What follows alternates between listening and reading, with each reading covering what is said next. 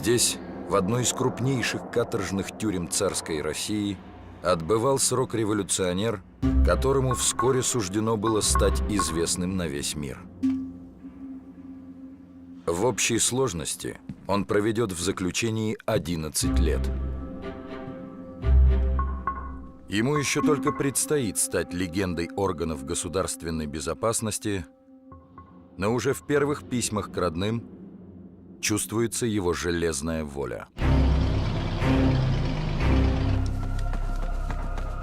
Феликс Дзержинский. Десятилетия спустя его назовут рыцарем революции и апостолом террора. Он войдет в историю как Железный Феликс, а его деятельность еще долгое время будет вызывать ожесточенные споры. Однако даже самые непримиримые противники Дзержинского соглашаются с тем, что это был по-настоящему незаурядный человек.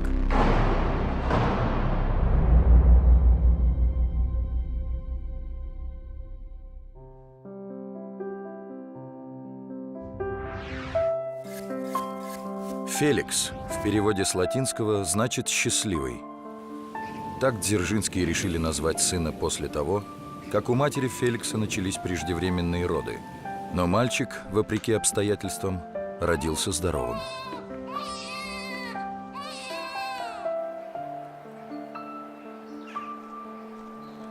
Семья Дзержинских принадлежала к старинному польскому дворянскому роду, но богатой не была. Жили в окрестностях Вильна, в селе Дзержиново. Подданными русского царя, как и многие другие поляки, Дзержинские себя не считали. Дома говорили исключительно по-польски, каждое воскресенье ходили к мессе в католический храм и тайно мечтали о независимости Родины. В начале XIX века царство польское было включено в состав Российской империи. После подавления восстания в 1863 году здесь была развернута кампания по руссификации населения. Запрещалось использование польского языка в школах, общественных местах, официальной переписке. Под запрет попали церковные книги на польском, а дворян и приверженцев католической веры стали вытеснять из государственных учреждений. Когда Феликсу было 10 лет, он поступил в первую Виленскую гимназию. Это привилегированное учебное заведение славилось очень строгими правилами. В числе его воспитанников были российский премьер-министр Петр Столыпин и известный артист Василий Качалов. В первом классе Феликс остался на второй год. Он плохо знал русский язык, дерзил учителям. Нередко вместо уроков оказывался в карцере. В гимназии его интересовал только один предмет – закон Божий. Из воспоминаний Дзержинского. «Я был очень религиозен. Даже собирался поступить в римско-католическую духовную семинарию. Однако этого не случилось. Когда я был в 6 классе, произошел перелом в 1894 году. Тогда я целый год носился с тем, что Бога нет, и всем горячо доказывал это. Вокруг личности Железного Феликса родилось немало легенд, и, согласно одной из них, веру в душе юноши поколебала трагическая случайность. Феликс и его брат Станислав стреляли по мишеням из отцовского ружья и случайно попали в родную сестру, которая скончалась на месте. По другой версии, Дзержинский разуверился в существовании божественного начала по иной причине. Один из товарищей по гимназии дал ему почитать труды Карла Маркса. Карл Маркс – немецкий философ, экономист, основоположник марксизма. Учение о построении справедливого общества, в котором уничтожены господствующие классы и частная собственность. Все члены общества равны, наделены одинаковыми правами и возможностями. Идеи Маркса были восприняты социал-демократами всего мира.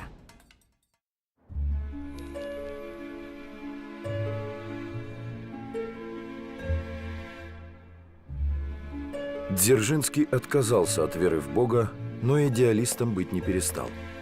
Увлекшись революционными идеями, он вступил в ряды Литовской социал-демократической партии и бросил гимназию. В его квартире в городе Ковна заработал гектограф, копировальный аппарат. В этой домашней подпольной типографии Дзержинский печатал агитационные листовки и издавал газету «Ковенский рабочий», призывая рабочих бороться за свои права. 17 июля 1897 года Феликс шел по улице со спрятанным свертком новеньких листовок. Он планировал тайно передать их своему товарищу для распространения на фабрике. Тот уже поджидал Дзержинского на скамейке в сквере, но как только Феликс протянул юноше сверток, к нему подбежали полицейские. Товарищ оказался осведомителем царского охранного отделения. Жандармы пытались выведать у Дзержинского все его революционные связи, требовали чистосердечного раскаяния, лишали пищи, избивали березовыми палками. Но он хранил молчание и показаний ни на одного своего товарища не дал. Предварительное заключение длилось около года. В записке к сестре из ковенской тюрьмы Феликс решительно протестует против сострадательного тона. «Ты называешь меня беднягой? Крепко ошибаешься. Я уверенно могу сказать, что я гораздо счастливее тех, кто на воле ведет бессмысленную жизнь. И если бы мне пришлось выбирать, тюрьма или жизнь на свободе без смысла, я избрал бы первое, иначе и существовать не стоило бы. Поэтому, хотя я и в тюрьме, но не унываю. Тюрьма страшна лишь для тех, кто слаб духом». За распространение запрещенной литературы Дзержинского приговорили к 3 годам ссылки в город Налинск Вятской губернии. Там он познакомился с Маргаритой Николаевой. Девушка тоже находилась в ссылке.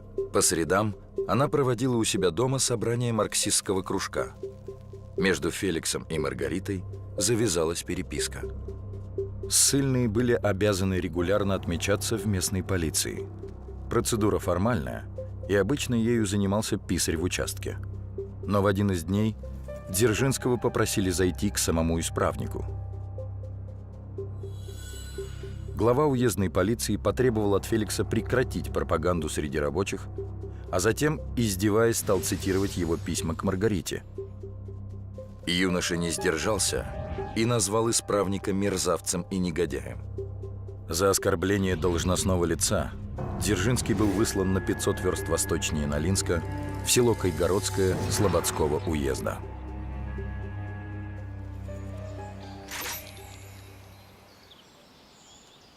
Периодически Дзержинский уходил на несколько дней в лес на охоту и рыбалку, и местная полиция быстро привыкла к этим долгим отлучкам. Так созрел план побега. Однажды Дзержинский не вернулся в поселение. Полицейские забили тревогу лишь на 7-й день, рассылая телеграммы о побеге ссыльного.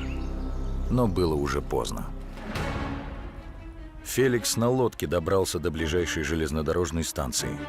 Оттуда отправился в Вятку и в том же 1899 году приехал в Варшаву. Позднее из очередной ссылки Дзержинский напишет Маргарите: «Нам, право, лучше вовсе не стоит переписываться. Это только будет раздражать вас и меня. Я бродяга, а с бродягой подружиться беду нажить. Прошу вас, не пишите вовсе ко мне». Так началась нелегальная жизнь Дзержинского. Днем он прятался на конспиративных квартирах, писал прокламации и статьи, выходил на улицу только под покровом ночи, чтобы выступить перед рабочими. Когда Дзержинский возглавит органы государственной безопасности, опыт подпольной работы пригодится ему в поиске и поимке преступников. Вскоре его снова арестовали.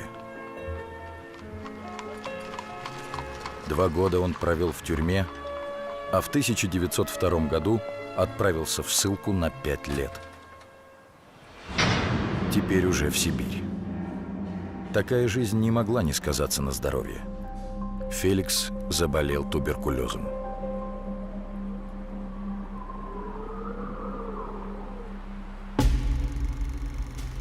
В 1905 году вновь сбежавший из ссылки Дзержинский вернулся в Варшаву, в самую гущу событий. Он продолжил заниматься нелегальной революционной работой, организовывал забастовки и демонстрации польских рабочих, руководил Варшавской партийной конференцией. В Варшаве его арестовали снова, но уже через 3 месяца выпустили по амнистии. До своего следующего заключения Феликс успел познакомиться с Владимиром Лениным. Их встреча состоялась в Стокгольме во время 4-го съезда РСДРП. Тогда же Дзержинский встретил и свою настоящую любовь.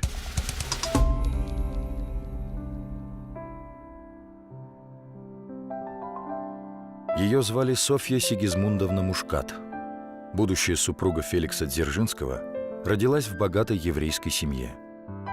Она получила блестящее образование, окончила Варшавскую консерваторию по классу фортепиано. Но, вступив в Российскую социал-демократическую рабочую партию большевиков, зажила той жизнью, к которой уже привык ее возлюбленный.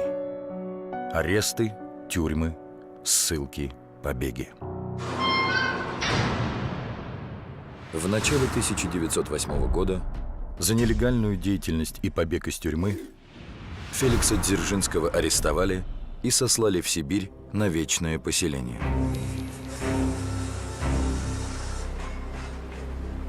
Здоровье его ухудшалось, туберкулез прогрессировал. Но даже это обстоятельство не помешало ему совершить очередной побег. В 1910 году Феликс Дзержинский и Софья Мушкат поженились. Через несколько месяцев Софья, которая ждала ребенка, была направлена партией на нелегальную работу в Варшаву, где ее арестовали. Первый и единственный сын Дзержинского, Ян, появился на свет в 1911 году в женской тюрьме Сербия. Затем Софья снова была приговорена к ссылке в Восточную Сибирь на вечное поселение, но вскоре бежала с сыном по поддельным документам за границу. В эмиграции она узнала, что Дзержинский опять арестован. Сына он впервые увидит только через 8 лет.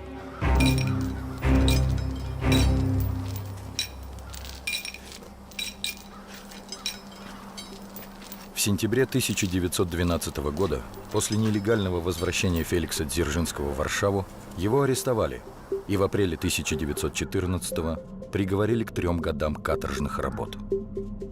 Он отбывал их в Орловском Централе. Эта тюрьма отличалась невероятно жестокими условиями содержания, которые приводили к массовым заболеваниям, высокой смертности и самоубийствам каторжан. Дзержинский сообщал в своем письме на волю: «То, что вам известно стало насчет наших условий, все это правда. Эти условия попросту невозможны. Последствиями их является то, что каждый день кого-нибудь вывозят отсюда в гробу. Из нашей категории политических умерло уже 5 человек в течение последних 6 недель. Все от чехотки».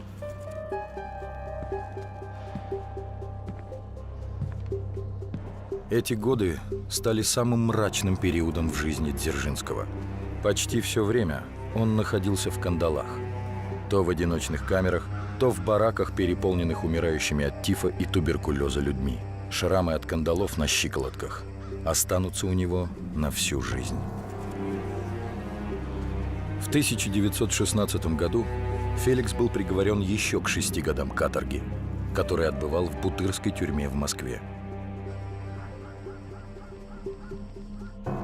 В общей сложности Дзержинский провел на каторге, в тюрьмах и ссылках 11 лет, и в этих условиях сформировался его характер. Характер, за который впоследствии Феликса будут называть «железным». Когда после февральской революции 17 года рабочие пришли освобождать Дзержинского, из тюрьмы вышел несгибаемый человек, которого они знали и за которым готовы были идти. К тому моменту Российская империя уже была втянута в Первую мировую войну. В стране начались антивоенные митинги, забастовки и хлебные бунты. Дзержинский теперь вел агитацию в воинских частях. Арестантское одеяние он поменял на гимнастерку и шинель. Эта одежда попросту казалась ему удобной, но с тех пор стала частью его образа. В августе Феликс Дзержинский определился окончательно. Он пойдет за Лениным. В Петрограде на полулегальном 6-м съезде партии большевиков его избрали в Центральный комитет. Постепенно Дзержинский стал видной фигурой в военных структурах большевиков. ЦК – Центральный комитет. Высший партийный орган в промежутках между съездами партии. ЦК осуществлял руководство всей деятельностью партии, местных партийных органов, руководил кадровой политикой.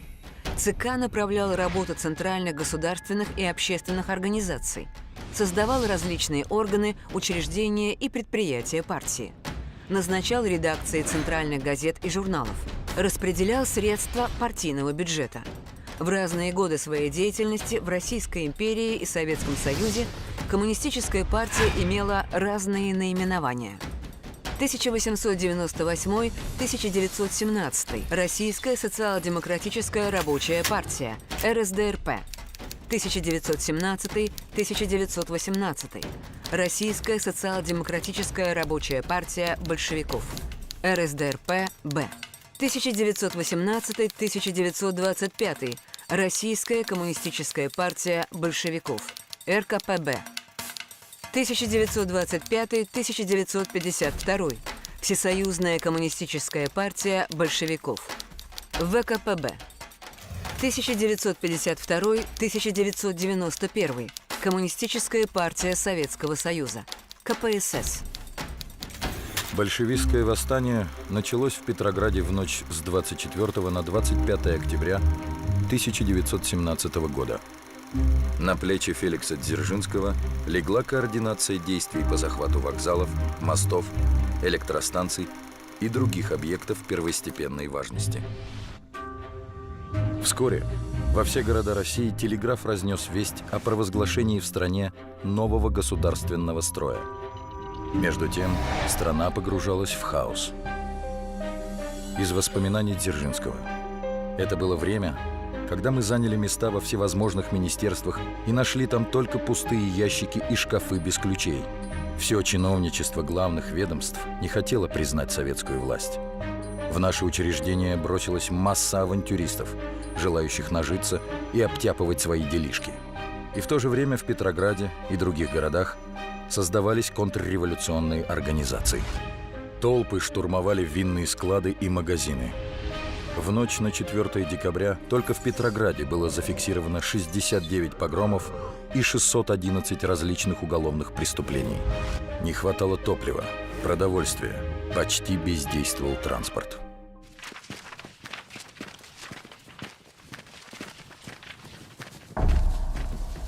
Для наведения порядка в стране было решено создать организацию по борьбе с внутренней контрреволюцией, саботажем и спекуляцией. Назвали ее ВЧК – Всероссийская чрезвычайная комиссия. А председателем назначили Феликса Дзержинского, который уже успел зарекомендовать себя как хороший руководитель. 10 декабря 1917 года газета «Известия ЦИК» опубликовала сообщение о создании Всероссийской чрезвычайной комиссии, где был указан ее адрес – Петроград, Гороховая, 2, а также время приема посетителей. В распоряжении председателя ВЧК поступило всего 30 человек из числа проверенных большевиков. У них не было знаний и навыков по ведению следствия, но был большой опыт подпольной работы.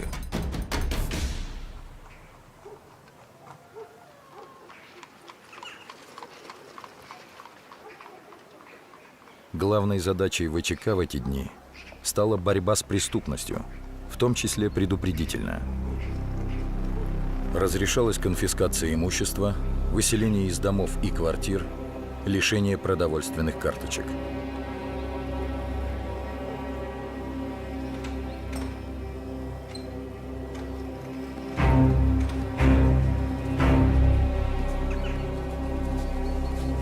Расстрел, как высшая мера наказания, органами ВЧК в то время не применялся, поскольку поначалу большевики смертную казнь в России отменили. Первая мировая война еще продолжалась. Немецкие войска подступали к Петрограду. В тылу русской армии действовали антибольшевистские группировки. 1 января 1918 года было совершено покушение на Владимира Ленина. В сложившейся ситуации советское правительство приняло решение о переносе столицы в более безопасный город – Москву. Также был издан декрет «Социалистическое отечество в опасности». Именно этим декретом в стране вновь вводилась смертная казнь. Принято считать, что произошло это с подачи самого Дзержинского, который утверждал: право расстрела для ЧК чрезвычайно важно, даже если меч ее при этом попадает случайно на головы невиновных. Первое решение о расстреле ВЧК вынесло 24 февраля 1918 года. К высшей мере приговорили налетчика, называвшего себя князем Эболи, и его сообщницу Бритти.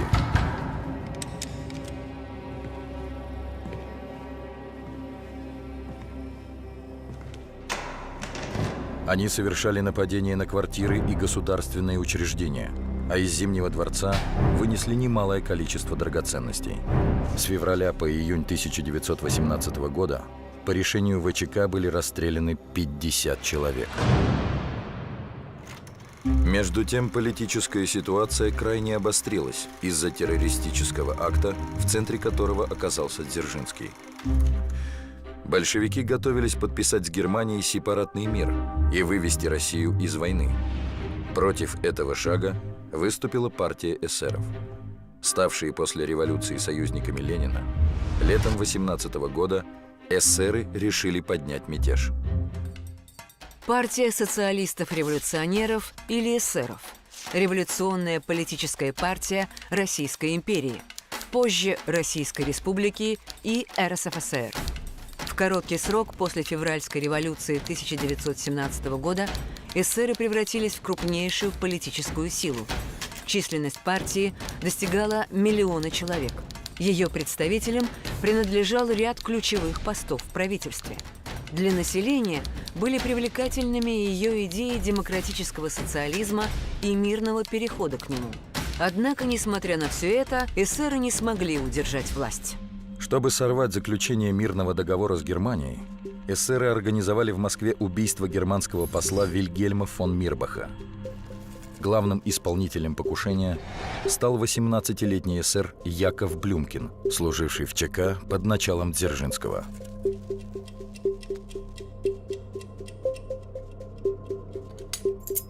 Для подготовки убийства Блюмкин использовал бумаги с фальшивой подписью Дзержинского. Подделал ее первый заместитель главы ВЧК Вячеслав Александрович. Александрович вместе с Блюмкиным зашли в кабинет Дзержинского, достали из сейфа печать и проштамповали документы. Заговорщики обсудили детали и уже собирались расходиться, когда Александрович случайно заглянул за стоявшую в углу ширму.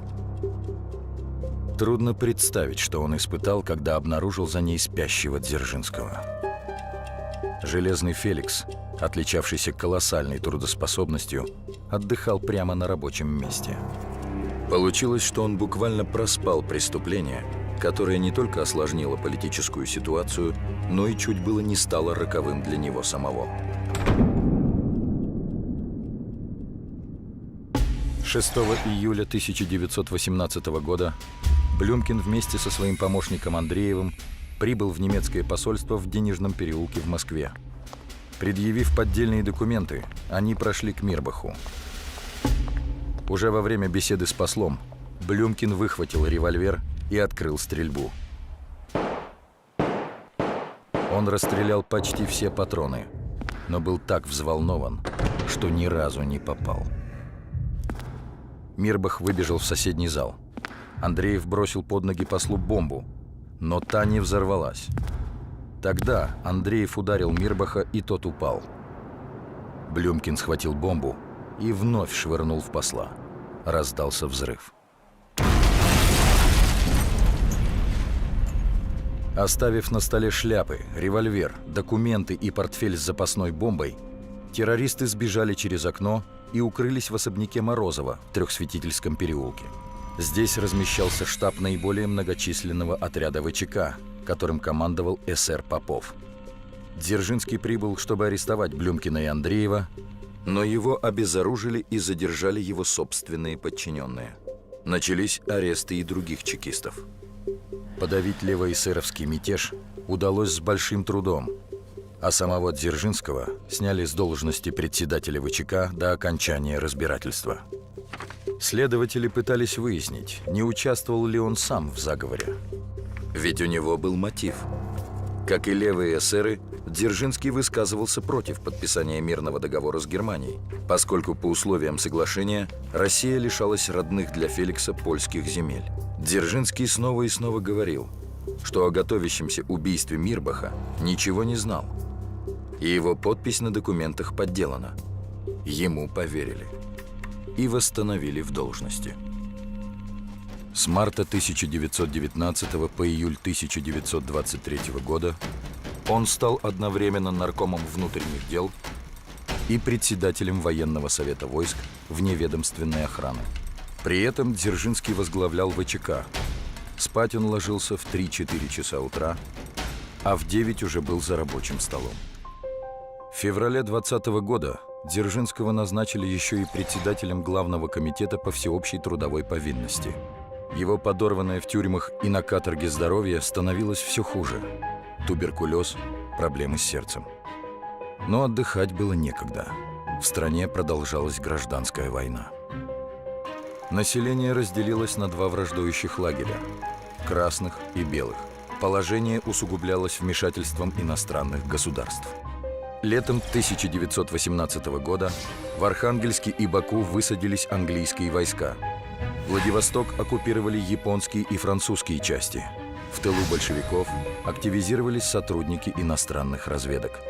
Один из них – Сидней Рейли. Сидней Рейли – британский разведчик, обладал позывным номером 007 и стал одним из прообразов Джеймса Бонда. Свободно говорил на 6 языках, включая русский. Действовал в России с конца 1917 года. В числе прочего, у Рейли был свободный пропуск в Кремль по подлинному удостоверению сотрудника ЧК на имя Сиднея Релинского. На 28 августа 1918 года была намечена грандиозная операция под руководством Сиднея Рейли. Место проведения – Большой театр, в котором на этот день было назначено заседание ЦК РКПБ. За 2 миллиона рублей Рейли подкупил начальника охраны Кремля, командира латышских стрелков Эдуарда Берзиня. Планировалось, что Берзин с помощью верных ему людей расстреляет всех присутствующих на заседании членов ЦК во главе с Владимиром Лениным. Тем же вечером в городе должно было начаться восстание 60 тысяч царских офицеров. На расходы по организации заговора Рейли передал Берзиню еще 1 миллион 200 тысяч рублей. Он даже предположить не мог, что Берзин является агентом Дзержинского. Операция Сиднея Рейли провалилась. Он бежал за границу, но был заочно приговорен к расстрелу. Приговор привели в исполнение лишь 7 лет спустя, когда подчиненные Дзержинского смогли вновь выманить Рейли в Москву. Заговор удалось устранить вовремя, но очередное покушение на Ленина все же произошло. 30 августа 1918 года Фанни Каплан ранила его во дворе завода Михельсона в Замоскворецком районе. В тот же день в Петрограде эсер Леонид Канигесер убил председателя Петроградской ЧК Моисея Урицкого. Участились выступления против большевиков, которые сопровождались убийствами и вооруженными конфликтами. Большевики объявили Советскую Республику военным лагерем. Наступило время так называемого «красного террора».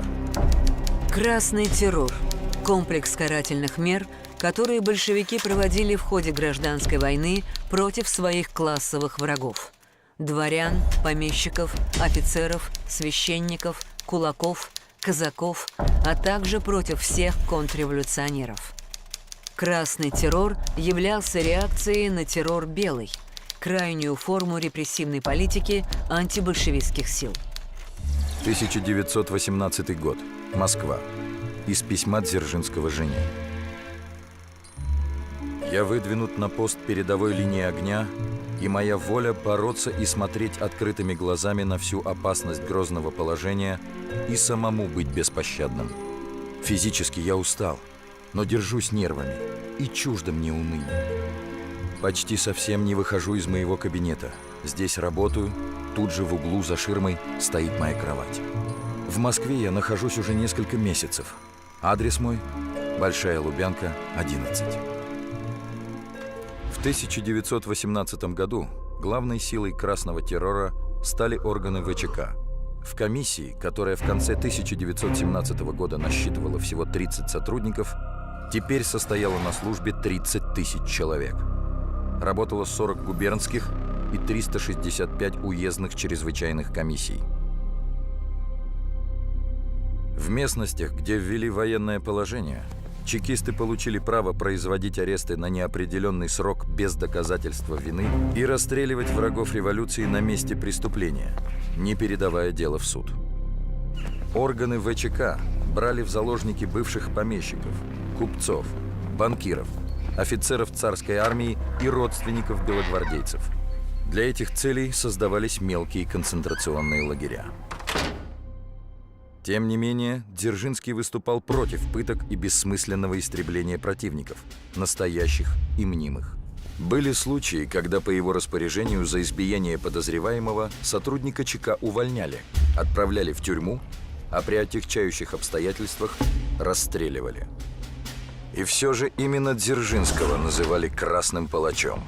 Железный Феликс относился к этому спокойно, ведь это писала иностранная пресса. И для революции это было даже на пользу, поскольку теперь перед ее карающим мечом трепетали. Дзержинский писал сестре Альдоне: «Для многих нет имени страшнее моего». В разгар красного террора, по настойчивому совету Якова Свердлова и Владимира Ленина, Дзержинский отправился на встречу с семьей. С момента их разлуки с женой прошло 8 лет. Сына за это время он увидеть так и не успел. Время для отпуска тревожное, но в октябре Красная Армия уже наступала. Многие заговоры были раскрыты.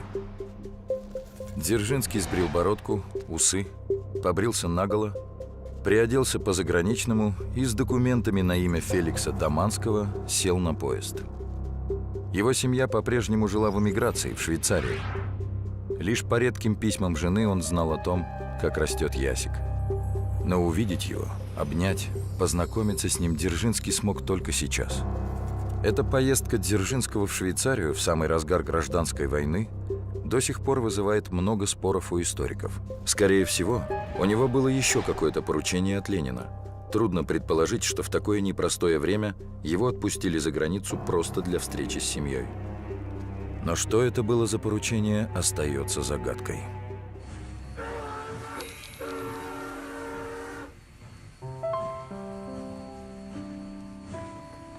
Лишь весной 1919-го Софья с сыном приехали в Москву. Поселились Дзержинские в двухкомнатной квартире в Кремле. Ясик пошел в школу, а Софья включилась в партийную работу, получив должность в Народном комиссариате просвещения. Видеться с Дзержинским домашним по-прежнему приходилось редко. Совмещая несколько должностей, он работал на износ, был постоянно в разъездах. Его направляли в Минск, Белосток, Вильно, Харьков. Ему предстояло восстановить угольную промышленность и наладить поставки продовольствия. 13 июня 1920 года. Из письма Дзержинского жене. «А я собою недоволен. Вижу и чувствую, что мог бы дать больше, чем даю. Мог бы. Быть может, я слишком нервно истощен. Не могу сосредоточиться и взять себя в руки, чтобы щадить силы так, чтобы они дали, возможно, больше при наименьшей усталости». Дзержинский продолжал работу в ВЧК. После поездок по стране он понял, что красный террор, который изначально был направлен на борьбу с врагом, начал уничтожать и простой народ. В 1920 году в Тамбовской губернии был уничтожен отряд повстанческой армии, где из 11 тысяч погибших большинство были обычными крестьянами. В 1921 году после восстания в Кронштадте было расстреляно больше 2000 человек. Дзержинский не мог с этим смириться. Из речи Дзержинского на 10-м съезде РКПБ. «Товарищи, вы называете мою кандидатуру в члены ЦК, вероятно, имея в виду, что я буду продолжать работу в качестве председателя ВЧК. А я не хочу, а главное, не смогу там больше работать. Вы знаете, моя рука никогда не дрожала, когда я направлял карающий меч на головы наших классовых врагов. Вы знаете, товарищи, что я не щадил своей жизни в революционной борьбе, боролся за лучшую долю рабочих и крестьян. А теперь и их приходится репрессировать. Но я не могу. Поймите, не могу. Очень прошу снять мою кандидатуру. Просьбу Дзержинского отклонили. Кому-то надо было делать эту работу, и именно у фанатика революции Железного Феликса были качества настоящего чекиста – холодная голова и горячее сердце. В 1921-29 годах органы ВЧК УГПУ арестовали 1 миллион 4 956 человек. Осуждены были лишь около 20% от их числа. На своей должности Дзержинский все же пытался не быть палачом. Глава ВЧК был обеспокоен здоровьем чекистов. Дзержинский понимал, насколько важны спорт и физкультура, в том числе и для сотрудников ВЧК. По личной инициативе Феликса Дзержинского специально для сотрудников внутренних дел в 1923 году был создан знаменитый спортивный клуб «Динамо».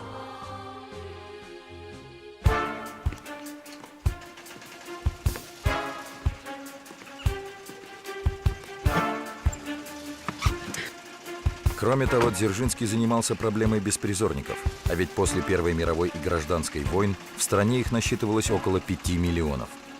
Из воспоминаний Сергея Тихомолова, личного водителя Дзержинского. Однажды мы ехали по Мясницкой улице, которую покрывали асфальтом. Его варили на улице в специальных котлах. А ночью в этих чашах ночевали беспризорные дети. Дзержинский попросил остановить машину у одного из таких котлов. Подошел к чаше и достал оттуда ребятишек. Некоторые испугались и убежали. А с остальными Дзержинский разговорился и взял их в нашу машину. Мы поехали в ВЧК на Лубянскую площадь. Он привел ребятишек в свой кабинет, накормил и уговорил их отправиться жить в детдом.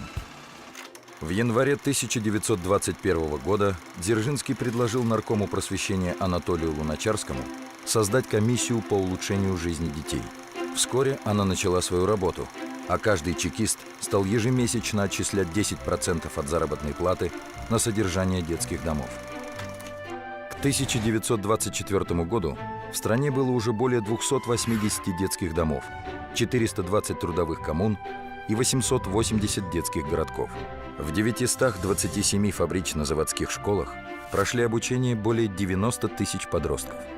Так, известный фотоаппарат ФЭД, копия немецкого фотоаппарата Лейка-2, выпускался Харьковской трудовой коммуной. Идея создания таких коммун принадлежит знаменитому педагогу Антону Макаренко, а Дзержинский активно содействовал ее реализации.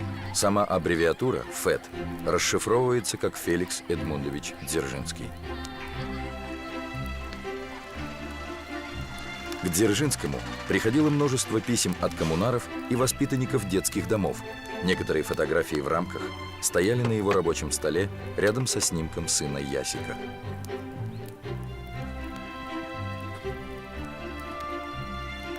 Всего за 7 лет количество беспризорных в СССР сократилось с 5 миллионов до 200 тысяч. В активной работе с детьми Дзержинский видел лучший способ предупреждения контрреволюции и террора. 25 апреля 1920 года первый маршал Польши Юзеф Пилсудский начал наступление на Киев. Польшу поддерживали западные страны, и Пилсудский всерьез надеялся возродить Речь Посполитую в ее исторических границах. Ему удалось собрать армию в 700 тысяч солдат. Феликс Дзержинский всегда подчеркивал, что он в первую очередь большевик, а не поляк. Но судьба родной страны не могла оставить его равнодушным. Он видел будущее Польши в составе Советского Союза.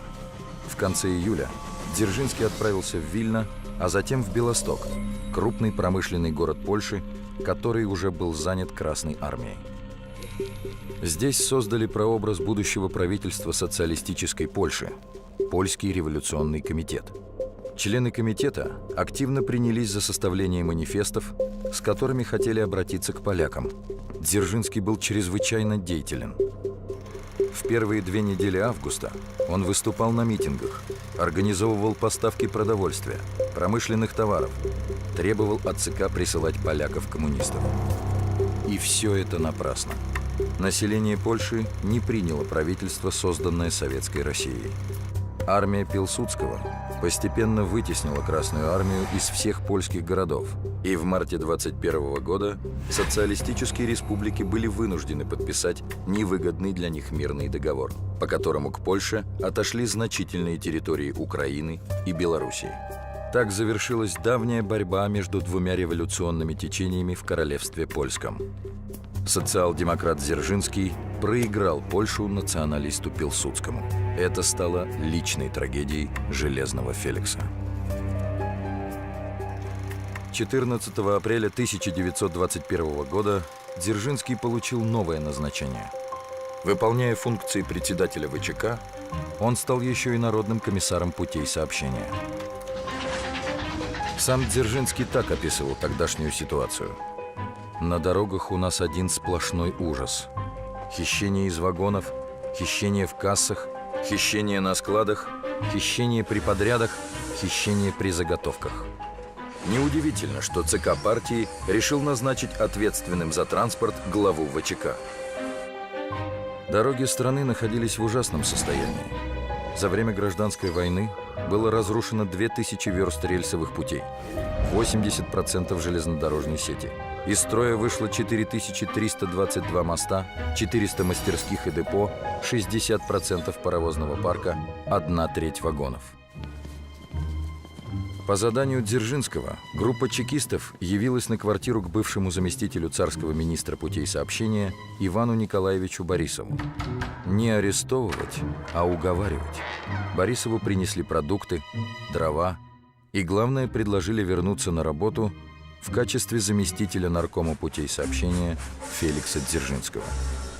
И уже на следующий день Борисов приступил к ревизии железнодорожного хозяйства. Дзержинскому нужно было решить еще одну проблему – преступность на дорогах. По подложным докладным с товарных станций вывозили целые эшелоны грузов. Сотрудники ВЧК начали расследование. Вскоре в Москве были обнаружены тайные мастерские по изготовлению поддельных печатей и штампов. Среди изъятого был найден и новенький штамп с подписью самого Дзержинского. В конце 1921 года Ленин пришел к выводу, что пора отказываться от ВЧК. Стране нужны были иностранные инвестиции, а западные структуры боялись вкладывать деньги в страну, где была такая грозная организация. Поэтому вместо чрезвычайной комиссии в феврале 1922 года было создано Государственное политическое управление – ГПУ при НКВД РСФСР. Возглавил его Феликс Дзержинский. Структура нового управления была заимствована у ВЧК. Главной задачей новой спецслужбы стала кропотливая и незаметная работа с оппозицией в стране, разведка в рядах антисоветской иммиграции и иностранных государствах. ГПУ, в отличие от ВЧК, не обладало неограниченными полномочиями. Согласно закону, оно становилось органом дознания и предварительного следствия, поднадзорным прокурору. В народе сотрудников ГПУ по-прежнему называли чекистами. Слово «ГПУшник» в русском языке так и не прижилось. 2 сентября 1922 года была образована комиссия по борьбе со взяточничеством. Разбираться с коррупцией предстояло также Феликсу Дзержинскому. За 1922 год общее число осужденных за взяточничество только по 49 губерниям составляло 3254 человека, что больше чем в 2 раза превышало число осужденных за государственные преступления. За взяточничество предусматривалась высшая мера наказания – расстрел. Страну тем временем одолевал голод. 34 губернии поразила засуха. Не хватало хлеба, чтобы прокормить население, и семян, чтобы засеять поля. Немалые запасы продовольствия находились в Сибири. 23 миллиона пудов хлеба и 1,5 миллиона пудов мяса. Чтобы отправить такую массу продовольствия в голодающие центральные районы, нужно было ежесуточно отправлять 228 вагонов. Но на железной дороге не хватало топлива и работников. Дзержинский отправился в командировку в Сибирь. Она длилась более 50 дней. был произведен полный расчет с железнодорожными рабочими, которые 3 месяца не получали заработную плату. Внедрена система премий для паровозных машинистов за экономию угля и безаварийную работу. В марте 1922 года составы с продовольствием шли в одном направлении – с востока на запад, днем и ночью.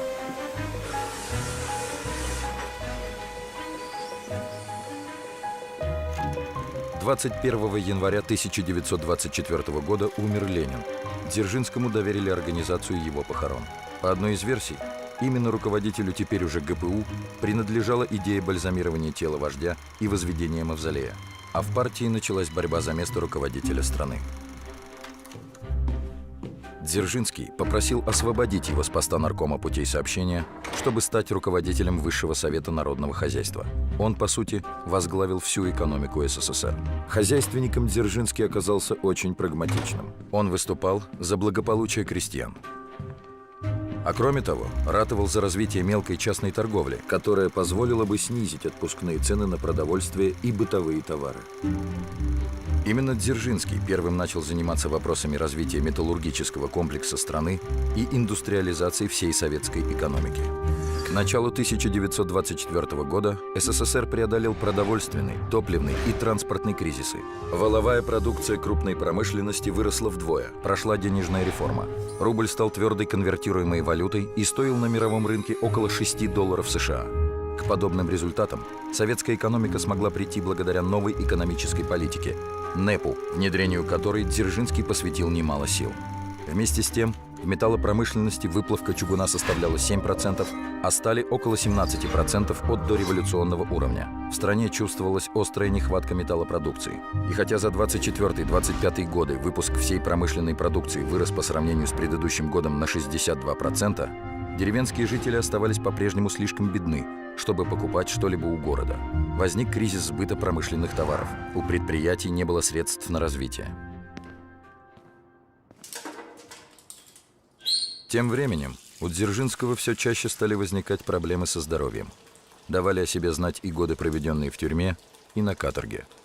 5 марта 1925 года Политбюро рассмотрело вопрос о состоянии здоровья Дзержинского. Постановило собрать врачебную комиссию. Согласно ее рекомендациям, работать свыше 6 часов Дзержинский мог только в случае появления неотложных государственных дел. Выступления на собраниях запрещались.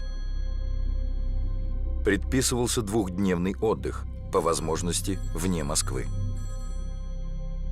В конце 1925 года у Дзержинского впервые случился сильнейший приступ стенокардии. Лечащий врач Иоанн Баумгольц рекомендовал ограничить трудовой день уже 4 часами. Дзержинский категорически отверг требования доктора, хотя его изматывали одышка и кашель.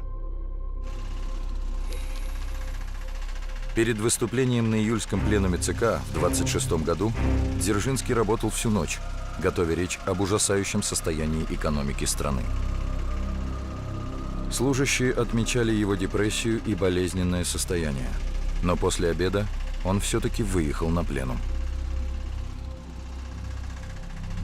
Из воспоминаний Богумира Шмираля, основателя Компартии Чехословакии. Я сидел как раз против него, когда он говорил с трибуны. Он часто судорожно прижимал левую руку к сердцу. Позже он обе руки начал прижимать к груди, и это можно было принять за ораторский жест. Но теперь мы знаем, что свою последнюю большую речь он произнес, несмотря на тяжелые физические страдания. После выступления Дзержинскому стало плохо. Ему помогли выйти из зала, уложили на диван. Приехавший по срочному вызову доктор Вульман сделал укол камфоры и дал ландышевых капель. Больше ему помочь ничем не успели. Абрам Беленький, начальник спецотделения при коллегии ОГПУ, так описал последние минуты жизни Железного Феликса. Когда первый приступ слабости прошел, он встал и, пошатнувшись, прошел по коридору. На просьбу отдать свой портфель ответил: «Я сам могу». Придя на квартиру, он подошел к постели и, опять отклонив помощь, чуть слышно прошептал: «Я сам». И тут же упал замертво. К моменту смерти Феликсу Дзержинскому не исполнилось и 50. Он скончался 20 июля 1926 года в возрасте 48 лет. Причиной смерти стал паралич сердца. Своим идеям, своим идеалам и своему делу он оставался фанатично предан до самого конца. Из писем Дзержинского. Человек, как и все живое, вечно в движении. Вечно в нем что-то умирает и нарождается. Каждый момент его – это новая жизнь, проявление скрытых сил, возможностей. Жизнь текуча, и в этом ее красота.